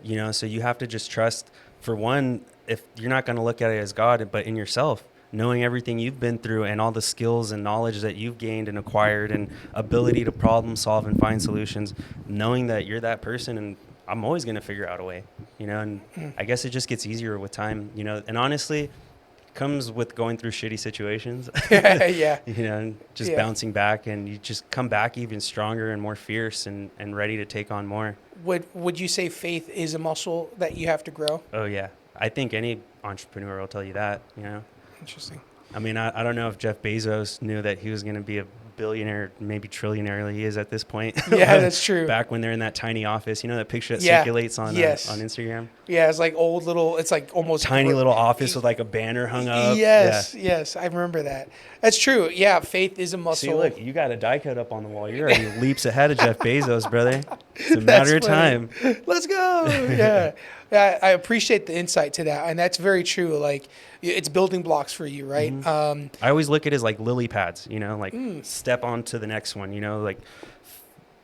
secure yourself on that lily pad, but figure out what's the next move, so use that as a launching point. I love that. I love that. I was talking about, I don't think I've ever talked about it on the podcast, but the reason why I wanted to start this podcast, I want to share this with you because I think you would find it interesting. The reason why I wanted to start this podcast is because I was in front of a very like high influencer business alpha male person at a meeting. And I mean, millions of followers on his Instagram. And he was talking about business and crushing it and like doing this thing, right? Yeah. And I was very genuinely curious. And I said, hey, man, like, it was an intimate setting. It was only like 12 of us and this big influencer. Someone paid him to be there. And I asked him, I was like, hey, man, you know, you said you were kind of, your dad did this in life and you wanted to build something really big. Like, is this all out of fear? And I was being so genuine. Yeah. Right? And he got offended. And he was like, what does it matter if it's out of fear or not? I've got this, I've got that, I'm doing all these things. So, oh, my bad, right? And, you know, he's muscular, he's got He a showed huge you right house. there he's not fulfilled. You know, he's still Right. got the mask on. He hasn't dug Yes. deep yet. And it's sad. You know, it breaks my heart. He does have a lot of things. He's providing for his family. He's probably providing for a lot of people. Yeah. But in that moment, I wasn't meaning to offend. It was just a genuine question. I'm doing stuff out of fear. Like, I'm willing to say it. But that's why I got so curious. That's why I have these podcasts, is because I want to ask these questions. And you know what, though? One of the biggest things of entrepreneur is vulnerability, is putting yourself out there. It's awkward at first when you're first starting. You know, let's say you've had a 9 to 5 your whole life and you pop up on Instagram and say, hey, I started my business. You know, people are like, fucking loser. This shit's not going to work out. You know, funny, yeah. That's how most people think. I don't. I get excited. I go like it and leave a comment like, you know, hey, hell yeah, bro. Yeah. Keep going. You know, fight the good fight. And That's I try to true. motivate people in that sense because majority of people don't want to see us win. You know, let's Yeah. be honest. You're right. And I forgot about that, that there was a time when I was just starting my own journey of entrepreneurship and Or business. even this podcast, bro. You know how many people are probably like, "Oh, it's not going to work out." You know, it's same with like music. You know, Right. same with all kind of anything creative. You know, or anything Right. kind of fun, I guess. Yeah, you know? yeah. And so what drives you to keep going, even though, you know, there's the doubters out there? Like, what's your actual fuel to keep going? For me, I'd say in the past, a lot of it was maybe some of it to prove people wrong, but now, the more that I learn myself and understand myself, it's how far can I really take this? You know, kind I of like I think that little bit of hunger will keep me going the rest of my life. It's more about you and you. It's the competition with the man in the mirror every morning, you know? I love that. How can I outdo you today? You know? Yeah, Can yeah. I work out? Can I lift, 5 pounds heavier today? Can Yeah. I get the car done in 10 minutes faster, a half hour faster, you know? Yeah. How do you balance that with still loving yourself? Or is that loving yourself in your eyes? I think that is loving myself. As someone that has bad anxiety, at times it can turn to a bit depressive. The thing that I've found have made me the most fulfilled, and when I don't deal with depressive thoughts, is when I'm chasing something or I'm giving my all to it. So I feel like as long as I give my all to everything I do, I'm in a good mental space. It's like out of your hands. Yeah, I just feel like I gave it all I got. Like, what could I Yeah. be upset about? I don't That's have a any good way to look at thoughts in the back of my mind like, could I have done it a little better, different? It allows me to accept if things don't work out that well because I know I gave it my all. Like, my biggest influences are like Kobe.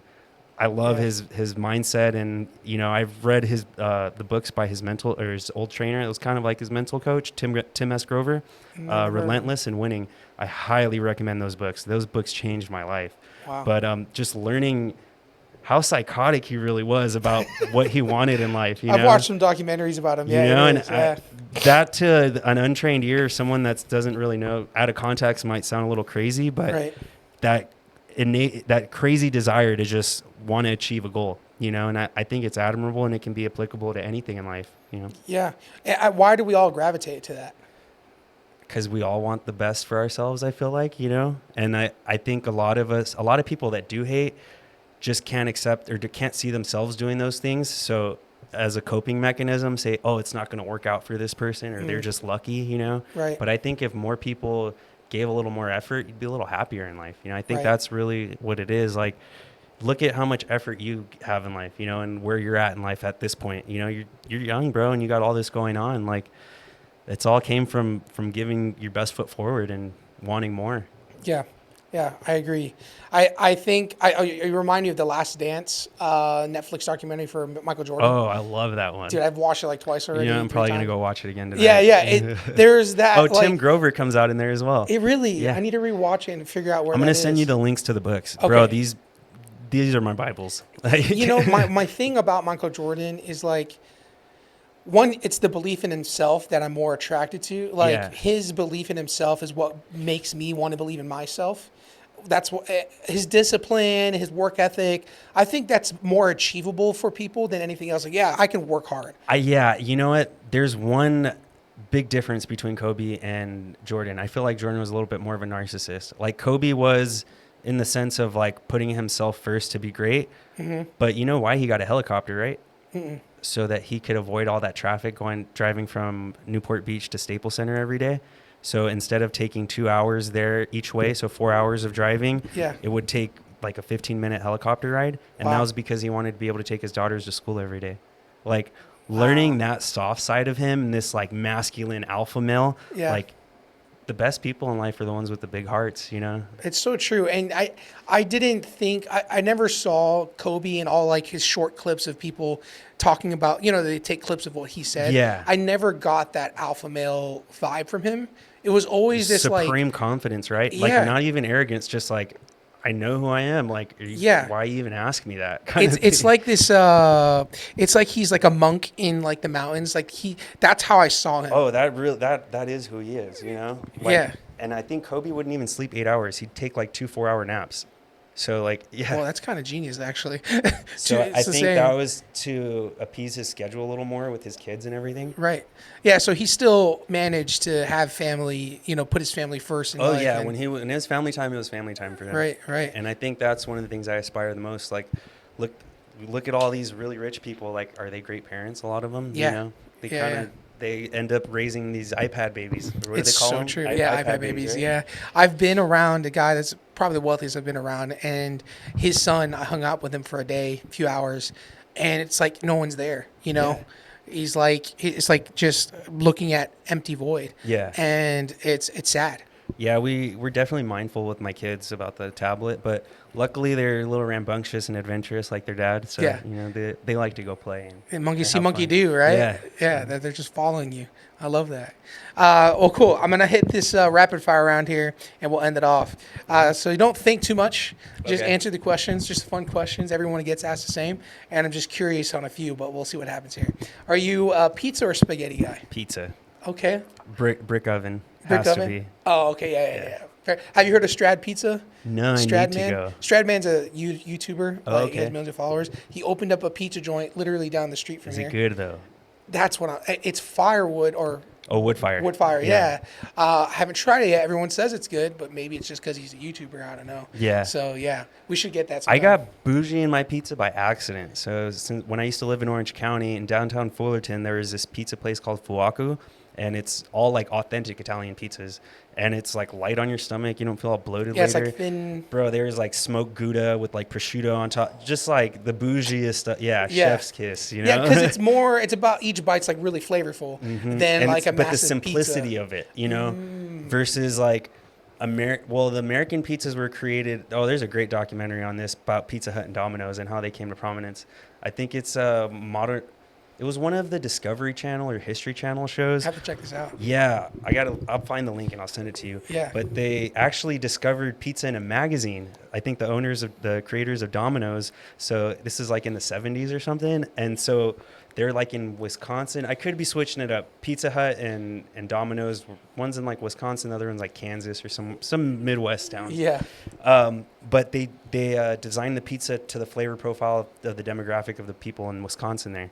So that's why our cheese. pizzas are so hearty. Yeah. You know, and it's like meat lovers and bacon and all kind of shit. Yeah, you know? deep dish and pizzas, like, yeah. you know, you need a nap after you eat these pizzas. For real, But yeah. like the Italian pizzas, It's I mean, in my originally opinion, thin. it's not it's thinner, but it's airier, you know, and I don't know how to explain it. Yeah, it's but, less like, bready. Yeah, it's less bready. You Yeah, know? I totally agree. Yeah, there's some pizza joints out here.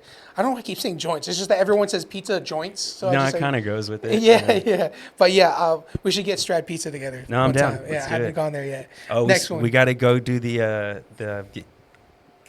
The Vietnamese food. Oh yeah, pho. I forget you're a foodie, man. Banh mi. Yeah, That's my shit, bro. we just got pho yesterday. Oh, okay. Oh wait, was it yesterday? Or the day before? I mean, it's right probably down not the street. best weather for pho, but Yeah, yeah. they're actually, growing up, bro, for some reason, my grandma would want to make like soup on hot days, or like, it's like a saying in the Mexican culture. Like, Oh, they really? always want soup like on a hot day. Hot weather, yeah.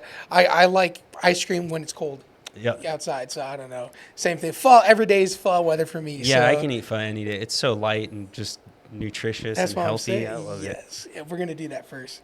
Are you Coke or Pepsi? Coke. Coke. Okay. I was thinking Pepsi, but But okay. if we're, well, I don't really drink regular soda, so you know what? I'm more of a Diet Pepsi than Diet Coke. I love the taste of Diet. No, Pepsi Zero. Oh, Pepsi Zero. It tastes just Haven't like tried regular Pepsi. it. You know which one is the king of diet sodas? Which one? Diet Dr. Pepper. Okay, it's at home right now. Yeah, it's the truth. That's the one, brother. Literally tastes like Dr. Pepper. Yeah, which I'm kind of about to cut out diet sodas too, because I feel like that's what gives me my sugar cravings late at night versus Okay. when I'm just like on sparkling water. You know, I'm not having these flavorful, you know, tastes all I throughout see. the day. Yeah. I see. Yeah, I can see that. Like it's basically sugar in your mind. Well, because your body's like taking it as the same way. You know, it's setting off the same receptors. And yeah, so you're out there on the hunt for some real sugar. Yeah. I totally get it. Yeah, but then you could get the sugar-free version of whatever you're trying to get. Yeah. Well, I get sugar free and oh, that's true. Yeah. You know. I mean, I usually end up like leaning towards like protein powders and stuff. Like Okay. right now, I'm stuck on this fruity pebble flavored one. Ooh. Dude, it's so good. I'm sure that's really good. And I'm not even like a cereal guy or like super sweets, but I love that all these like fitness brands are doing licensing deals with like the candies and sweets that we grew up eating. Yeah, it's true. Like Chips Ahoy and Oreos. That's and smart. So like we can have that nostalgic taste without, you know, screwing our bodies up. That's true. That's true. I love cereal, by the way. So Cinnamon Toast Crunch is what I grew up with. Like, I could probably smash some cereal, but I just not something that I do regularly. Really? Yeah. I could see that. Because I could probably overdo it. The inner fat boy is going to come out. It's got to come out just every now and then. Not all the time. It's just every Yeah, now and then. working out with more people that are really in the fitness industry, they kind of make me feel better about it too. They're like, bro, you're like a Nazi on yourself with it. You know, it's okay to like, you know, eat bad stuff here and there. I'm like, I just get so pissed at myself when I do. Dude, hey, I feel you. I feel you. Are you a walk on the beach or early morning hike? I think I know this one. Which one would you rather do? Dude, that's tough. I love both of them. Yeah, growing up in Well, California, because I you had used both. to, I would do both. Yeah, like, exactly. Well, I would go do a hike on the cliff. Yeah, that's what I'm it's saying. Like, you could literally like do the two same in thing at the one. same time. There's probably a picture on my Instagram of me doing one of them. It's right by the so Trump golf course. cool to be able to do a hike off the beach. Dude, we got to go to Cali sometime. I'll go show you around. I would love that. Getting to know the South Bay and the area I grew up is completely different from the rest of LA. So different. I would love that. 100%. I want to do that. So the answer would be both because yeah, you can do both. I couldn't choose, to be honest. I like that. I like Yeah. that. If you could take $1 million once, would you do that, or would you rather make $15,000 a month for the rest of your life?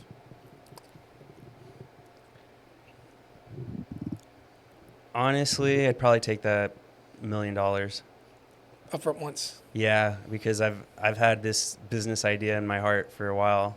I want to do a coffee shop. I don't want to reveal too much because Cool. someone Yeah, will steal yeah. my idea, but Oh, hey, yeah. it's different. There's not anything like that out here. I like that. Yeah. All right. Well, we'll look for that in the future. Yeah. I Thank like that. Are you football or basketball? Because of Kobe Bryant, or football or basketball? I just love sports, to be honest. So I don't think I could really choose. They're both equally. Okay. Cool. And the crazy thing is, I'm probably at most a baseball guy, but Oh, wow. I would rather watch basketball or football. Okay. Fair enough. And baseball, you played baseball growing up, is that right? Yeah, I played it competitively up until college. Actually, I had a spot on the community college that I went to, but Oh, wow. yeah, I was like, screw this. I didn't want that commitment anymore. Yeah. The high school I went to too, they took it very serious. It was more like going to a college. Like Wow. we were sponsored by Nike and by Easton, which is like one of the big Dang. Yeah, I know Easton, yeah. Easton. And like the training was very rigorous. So like I was a pitcher and I played second base. Pitchers and catchers conditioning was insane during the off season. We'd be running like 3 to 5 miles a day, or like So during weird. conditioning days. So like Tuesday and Thursday. Yeah, I played football too. I'm like, we didn't even fucking run that much in football. Baseball, you're literally standing right in one spot majority of the time. But I think because you have to be in such good physical shape to pitch for a long period of time and to catch, like you're yeah. squatting, they just wanted to make sure your endurance and stamina was That's up to true. par. Yeah, you don't really think about how long you're squatting. I would think the catcher probably needs to be in the best shape. Imagine Yeah. that. it's not like you have a different catcher every game. The Yeah, catcher that's is true. They're the your main whole starting time. catcher. Yeah. You know, your pitcher, you have a new starting pitcher every game. Yeah, that's true. I didn't think about that. Baseball is a very interesting sport. Like, I grew up playing a little bit of baseball, but there's a movie I watch all the time. Moneyball. Moneyball. Yeah. How'd you know? I had a feeling you like finance and business. Dude, I'm like, Moneyball, I've watched it probably like twice a month, just in the background. it's a great movie. I It love it. is. That's the only reason why I'm like intrigued about baseball. It's like the stats and numbers. So you know Moneyball, you watched that before? Oh, dude, I've countless times. That's cool. We'll have to watch that. That's a good movie. For man. sure. Stocks or crypto? Stocks. Stocks. Yeah, I know Okay. crypto's got a bigger upside, but you know, the older I get, the more I want a little more stability in my risk. Yeah, that's fair. That's fair. Yeah. I feel like crypto is a little too volatile for my taste. And as so are stocks, but you know, you It's invest pretty in volatile. certain stocks, you know, Yeah. the long-term ones, you know, your blue chips. You Yeah. know. Freaking crypto's insane. Bitcoin, you know, you can be at 100 grand today and 10 grand tomorrow, you know. Literally today it went up to 105. So imagine you bought Bitcoin yesterday. It was 102,000. Uh-huh. Went up to 105 today, and now it's at 103. So you're fluctuating thousands of dollars in a matter of a day. Yeah, versus with like a blue chip stock, I don't feel like it happens It doesn't like that, jump right? unless you buy a lot of it. Yeah. Right. But it's not like that. It's yeah, just but crazy. it's a small percentage change, you know, it's not like a big percentage No, change. yeah, crypto is very volatile. Good for traders, but like yeah, I mean, long-term if you got the stomach for it, crypto is your thing, your place to go. But Yeah, you I know there's for- crypto bros I got everywhere. kids now. If I didn't have kids, I probably would be all in. But Yeah, you know, I like that. This one's I'm curious because you've worked with both, Lamborghini or Ferrari. Ferrari, brother. Really? I'm a classic man, bro. I'm a Cigar Porsche and guy. wine. Like, Yeah, you know. I like that. Well, I which don't one drink build- anymore. I used to drink wine. You know. Nice. Okay. Build quality wise, because you've worked on both, I'm sure. I think Ferrari's better build quality. Really? Yeah. Interesting. Well, Lamborghini's just Volkswagen parts, bro. yeah, that's true. You know, every time, well, because I see them disassembled all the time, whether I do it or we just hire a walking tech through to. it. Yeah. You see, you know, Audi tags, Volkswagen tags on everything. Yeah, on all the Urus is harnesses literally and a stuff. Q5 or It's a Q8, the yeah. Q8 RS or whatever Yeah. their badges the for their high-end M, band? yeah, their Yeah. M badge or whatever. Yes. That's crazy. It's just the body's just changed. Like, Yeah, you know, and to be honest, if I had to choose between the two, I'd still be a little brand whore and go with the Urus. But you know, yeah. I don't know. There's just something cool about like a Lamborghini SUV. You know, like Yeah, the growing up as a Paraseg- kid, we wouldn't have thought they'd ever make that. Never. The Parasangue just looks a little weird. Like, it doesn't look Ferrari-esque when I look at the Parasangue. No, honestly, I'm not really liking the direction Ferrari's going now. You know, I'm Yeah, more yeah, like yeah. classic Ferraris, but Yeah. Yeah, the 488 is what my favorite car. I love that car. It's right there. I haven't built it Oh, yet, you know which but- one? I like the F40 too. Oh, yeah. Because I had a die-cast one of that growing up, a red one with Yeah. tan interior.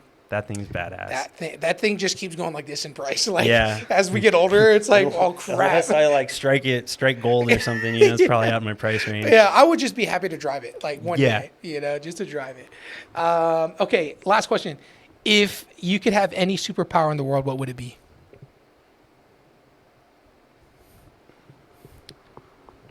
As a kid, I probably would have said be invisible, but as an adult, I don't know, extreme intelligence or something. I don't know. Okay. I feel like that'd probably be the most useful. Yeah. Yeah, I mean, to each their own, and some people have like funny reasons, but I like yours. I mean, it's just kind of along the lines of what you're doing now. You're just like learning as much as you can. Yeah, I think I've just become such a little nerd over time that like, I don't know. You've I'm said that like 3 embracing times it. now. Yeah. Such a little nerd.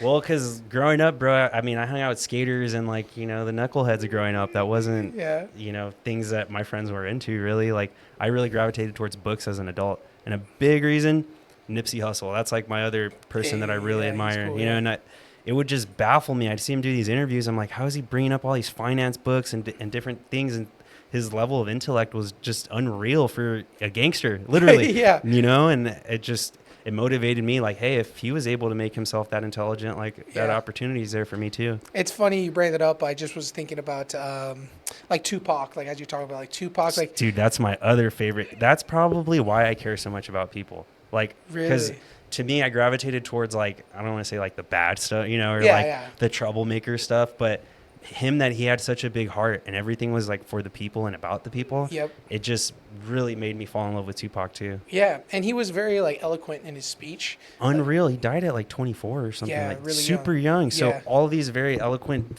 interviews that we see him doing, he was like 20, 21, 22. Like Yeah. I couldn't speak like that now at 33. And that's what, to your point, is like he was actually very smart in the gangster stuff and all that. Well, you know, he was, went like, to different. performing arts school.